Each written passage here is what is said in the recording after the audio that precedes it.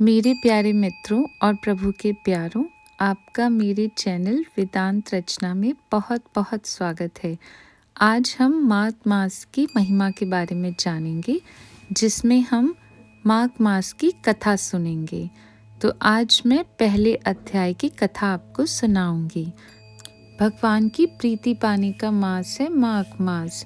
पद्म पुराण के उत्तरखंड में माघ मास के महात्म्य का वर्णन करते हुए कहा गया है कि व्रत, दान व तपस्या से भी भगवान श्री हरि को उतनी प्रसन्नता नहीं होती जितनी माघ मास के ब्रह्म मुहूर्त में उठकर स्नान मात्र से होती है। इसलिए सभी पापों से मुक्ति व भगवान की प्रीति करने के लिए प्रत्येक मनुष्य को माघ स्नान व्रत करना चाहिए। इसका प्रारंभ पौष की पूर्णिमा से होता है। माघ मास की ऐसी विशेषता है कि इसमें जहाँ कहीं भी जल हो वह गंगा जल के समान होता है। इस मास की प्रत्येक तिथि पर्व है।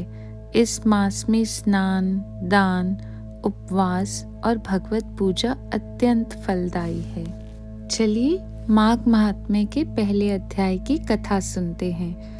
एक समय श्री सूत जी ने अपने गुरु श्री व्यास जी से कहा कि गुरुदेव, कृपया करके आप मुझसे माघ मास का महात्म्य कहिए, क्योंकि मैं आपका शिष्य हूँ। व्यास जी कहने लगे कि रघुवंश के राजा दिलीप एक समय यज्ञ के स्नान के पश्चात पैरों में जूते और सुंदर वस्त्र पहनकर शिकार की सामग्री से युक्त कवच और शोभायमान आभूषण पहने हुए अपने सिपाहियों से घिरे हुए जंगल में शिकार खेलने के लिए अपनी नगरी से बाहर निकले। उनके सिपाही जंगल में शिकार के लिए मृग, व्याघ्र, सिंह आदि जंतुओं की तलाश में इधर उधर फिरने लगे।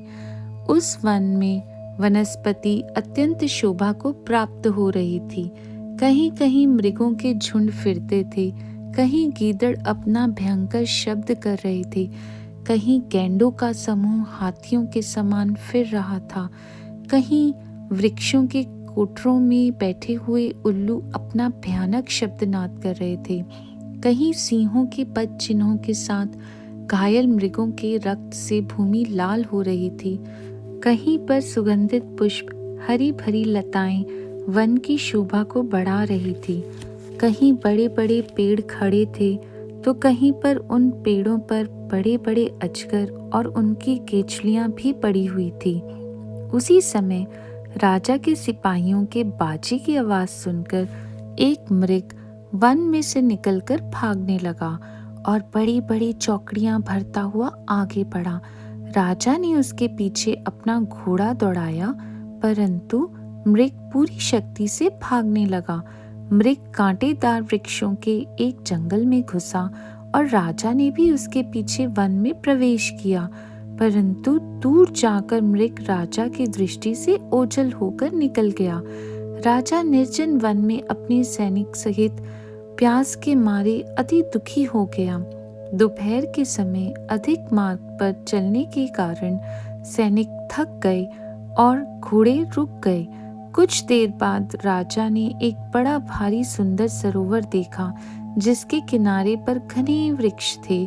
इसका जल सज्जनों के हृदय के समान स्वच्छ और पवित्र था। सरोवर का जल लहरों से बड़ा सुंदर लगता था।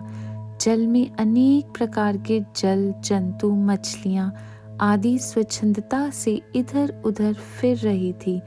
दुष्टों के समान निर्दयी चित्त वाले मगरमच्छ भी थे। किसी किसी जगह लोभी के समान सीमाल भी पड़ी हुई थी।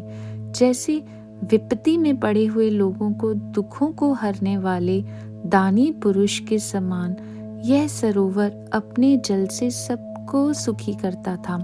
जैसे मेघ चातक के दुख को हरता है, इस सरोवर को देखकर राजा की थकावट दूर हो गई। रात्रि को राजा ने वहीं विश्राम किया और सैनिक पहरा देने लगे और चारों तरफ फैल गए। रात के अंतिम समय में शुक्रों के एक झुंड ने आकर सरोवर में पानी पिया और कमल के झुंड के पास आया तब शिकारियों ने सावधान होकर शुकरों पर आक्रमण किया और उनको मारकर पृथ्वी पर गिरा दिया। उस समय सब शिकारी कोलाहल करते हुए बड़ी प्रसन्नता के साथ राजा के पास गए और राजा प्रभात हुआ देखकर उनके साथ ही अपनी नगरी की तरफ बढ़ चला, जिसका शरीर तपस्या और नियमों के कारण बिल्कुल सूख गया था, जो मृगछाला वल्कल पहने हुए था और नख, रोम तथा केश धारण किए हुए था। राजा ने ऐसे घोर तपस्वी को देखकर बड़े आश्चर्य से उसको प्रणाम किया और हाथ जोड़कर खड़ा हो गया। तपस्वी ने राजा से कहा कि हे राजन, इस पुण्य शुभ माघ में इस सरोवर को छोड़कर तुम यहाँ से क्यों जाने की इच्छा करते हो? तब राजा कहने लगा कि महात्मन, मैं तो माघ मास में स्नान के फल को कुछ भी नहीं जानता। कृपया करके आप विस्तार पूर्वक मुझको बताइए। मित्रों, पहले अध्याय की कथा यहाँ समाप्त होती है। दूसरे अध्याय का महात्म्य मैं अपने दूसरे वीडियो में जल्द लेके आऊँगी। अगर आपको ये वीडियो अच्छी लगी हो तो आप इसे ज़्यादा से ज़्यादा शेयर करें, लाइक करें और मेरे चैनल को सब्सक्राइब करें। जय श्री कृष्ण।